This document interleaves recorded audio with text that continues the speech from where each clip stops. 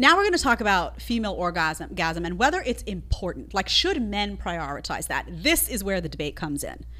2 segments on this. We're going to start with number 4, Fresh and Fit. Let's play that one, and then we're going to get to Sneeko, who's hilarious.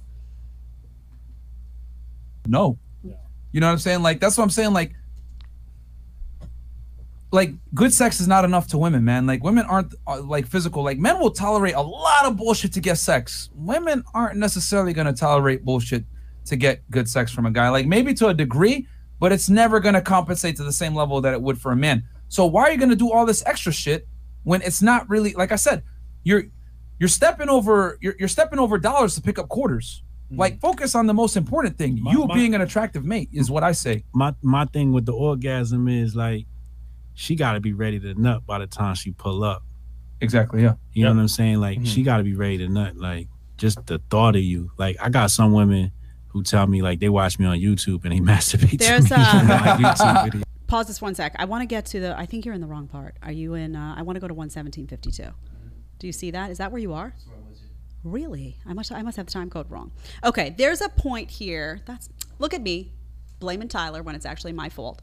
There's a point in here. We can get it in the Sneeko thing. It's kind of repetitive. But there's a point in here where Myron says it's extra credit, essentially, is what he says. He says that a woman's orgasm, if you can get a woman to have an orgasm, that's extra credit, because what really matters is your financial stability, your ability to pay the bills, whatnot. And it a little bit ensues back and forth, which we'll get to in the Sneeko segment. But let me just say that. Let me address that for a point. And really, that's the only point that we needed to hear is extra credit. It's not extra credit, okay? It's very, very valuable to women to get to that point of satisfaction with a man. Very, very valuable. And the reason is that if a woman is able to achieve an orgasm with a guy, I will tell you straight up, it's much more bonding experience. It's much more connected. You talk about those soul ties and all that stuff that happens, and everyone's like, oh, that's fantasy. Not so much. It does happen a lot, and it happens when that bond is formed. Also, truthfully, if a woman has a hard time getting to that point with a guy, it will be a problem. Ultimately, she will prioritize that in some way. Remember, guys and girls look at sex differently. We both really care about sex, but the women really care about the intimacy component of it. The intimacy. And what is really more intimate than anything is being able to achieve that maximum point of pleasure while your man is achieving that maximum point of pleasure. So it is very important. And guys should care about that, right? And by the way, they do care about it. We're going to get to the Sneeko segment because I had the wrong time code on the other one. So let's do the Sneeko segment. Let's go to 2140. That was my bad, Tyler. I understand, but yeah, but in terms of like, but sex isn't a man's duty. That's a woman's duty. What? Yeah. What? Yes. But y'all, okay, well, not. Well, okay, yeah, let's be honest. Okay, answer this question. What's the main reason men deal with women? to have sex. Fantastic. What's the main reason that women deal with men? To get money. Okay, security, right? So well, money. I mean, you can look. You can say money, but it's a little bit deeper than that. It's security, long-term security. Because if you just get money, that's great to a point. But at some point, you want a boyfriend, you want a title, you want a relationship, a family. You giving that face now because you're still young, but like as you get older, trust me, you're gonna start to value security. But that's fine. Money is a component of that. The point I'm trying to make is that a man's primary agency is his success. A woman's primary agency is sex. So my thing is, it's not a man's duty to give you sex. It's your duty to give him sex. Okay. I actually, I disagree, bro. I disagree. Well, hold on. Both sides. Oh yeah. Hold on. I'm not saying. Listen, guys. I'm not saying that you shouldn't give her sex. I'm saying that it's not your primary responsibility, like it's hers. Think about it. You're dealing with her primarily for her beauty and sexuality. She's dealing with you primarily for what you provide, and then sex could be a component for that. But sex isn't as high on the totem pole for women when they deal with men as it is for us. That's all I'm saying. Like, we bring different things and we prioritize different things. You prioritize sex at the top of your thing. Girls don't look at a guy and be like, I mean, unless you're very, very attractive, but for the most part, they look at what you provide outside of sex because they can get laid anywhere. Thanks. If you don't please her and make her come, bro, she's gonna probably go somewhere else. She's gonna somewhere else. I get what you're saying, because from a logical standpoint, that's what they really think about. But per se, like actual feelings, if you don't make her bust, if you can't make her come, it's like, bro. Like, yeah, but my point is that it's not your predominant duty. That's her predominant duty of sex. Yours is to provide other things. It's still a duty, though. It's a duty, but it's not the predominant one. Okay. Yeah, that's what I'm saying. Like that's so here's the problem with this conversation, and this is probably a clash that I would have with Myron sometimes, which is that he, with respect, he is a very analytical guy, which I admire, frankly.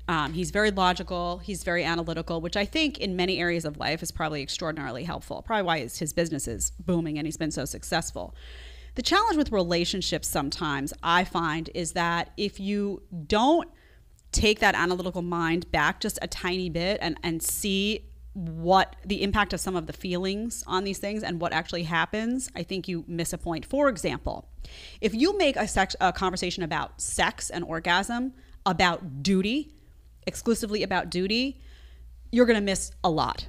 Because even though a marriage is a contract, even though a relationship is a contract, there's a lot more to it than that.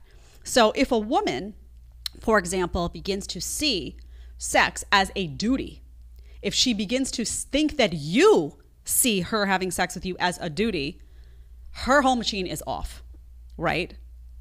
It's off. It has been turned off because that's not appealing to us. What we're really there for, and don't underestimate, by the way, the fact that women do prioritize sex, but not in the way that men do. Think about it differently. Men prioritize the physical component of sex. Women prioritize the intimacy component of sex. It's equally important. It's a different angle of the same animal. The same animal. So if you take that intimacy away and knock it down a peg by referring to it as a duty or making women feel like it's a duty for them, you're cutting the intimacy out, you're ruining the experience. They're going to begin to resent it. They're going to begin to not want to do it. It's going to create a whole odd power dynamic in that relationship that you probably won't like because ultimately it won't benefit you, right? It won't benefit you if you're a guy and you want to have sex more often. It's not going to benefit you if the woman is turned off to the act. Also, let's be real. When you engage in a relationship, men and women are different. We acknowledge that. Men and women want different things. Men and women need different things. However, the goal should be in a good relationship that women should want to please men and men should want to please women. You want a happy partner. You want to be a reason why that smile is on their face in some part, right? You certainly don't want to make them feel bad if you're in a happy, healthy relationship. So a guy shouldn't look at it like that, like it's her duty. It should be, I'm here and I want her to get the most out of this experience and I want to get the most out of this experience. And end goal for everyone is that the sex happens and everyone has an amazing time, right? And in order for everyone to have an amazing time, the mindset behind it has to be that you want it to look that way, that other person's happiness experience matters to you. Guys do care about this. Myron says later in the clip, let's actually continue it. I think he goes on to say that guys don't care about it. Let's get to that part. Is to please you sexually all the time.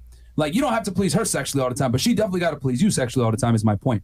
It's for you, it's elective. Like I've always said it this way, put it this way, right? Most girls want to be with a guy that can take care of them if needed and they can work electively, correct? Mm-hmm. Most women typically don't want to work if they have a guy, right? They would prefer not to work and they work electively. They work when they feel like it, have a side hustle, work from home, etc. That's how I look at men and sex with their girl.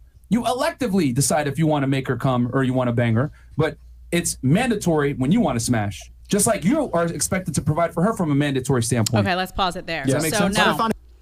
So that's not going to work. This is bad advice. I would not recommend that guys take this advice. It's not elective because you're both in a union together, right? You understand, in order to have, you're going to have an unhappy partner if you operate based on this model. You're going to have an unhappy partner if you operate like, well, it's up to me if I decide I want you to feel pleasure, but you're mandated to make me feel pleasure. You can't approach it like that. You can't approach a relationship like that, and you shouldn't want to. You shouldn't want to. You should want, and most guys, by the way, don't look at it like this. That's why you see that reaction from Sneeko. That's why you see that reaction from Fresh, because most guys want to please their women, and they wear it as a badge of honor. Like, if a guy can satisfy a woman and she leaves that experience and she's satisfied, they're like, yeah, I done good.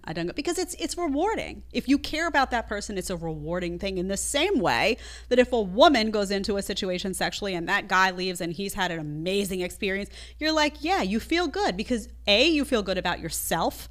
It's very self-empowering. You're like, yeah, I'm good. I got a handle on this. You feel sexy. And also because that other person feels good and you care about them and you know that you've just solidified that union by having two happy partners engage in an act.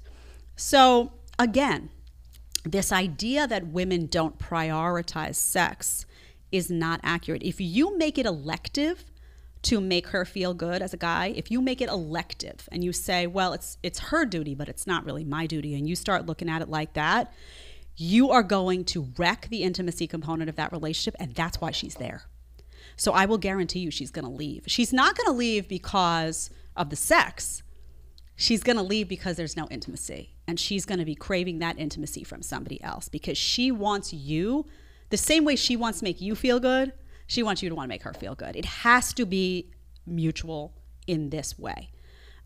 It's a recipe for disaster, I will say. Guys, I'm being straight up with you. It is a recipe for disaster if you don't care about your woman's pleasure.